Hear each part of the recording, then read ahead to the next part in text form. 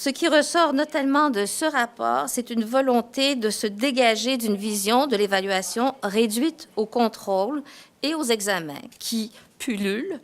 en fait, à tous les niveaux, et donc de pouvoir communiquer les résultats de l'évaluation sans effectuer un classement entre les personnes évaluées et forcer une compétition prématurée que je qualifierais même de malsaine entre les élèves, ce qui, dans bien des cas, devient une source d'anxiété. Pas seulement pour le dernier ou la dernière de classe, mais aussi pour le premier et la première de classe qui est très souvent stressisée. Alors, se dégager de la mécanique habituelle des bulletins, le Conseil estime qu'il faudrait revoir la façon dont les bulletins sont construits et la façon dont les notes sont attribuées, puisque ces dernières, les moyennes de groupe en particulier, ne communiquent pas une information claire sur ce que la personne a réussi et ce qui lui reste à maîtriser.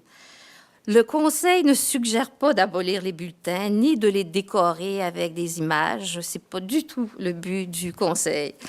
On incite plutôt les acteurs du milieu à réfléchir sur les possibilités existantes et les méthodes à développer pour évaluer différemment les apprentissages.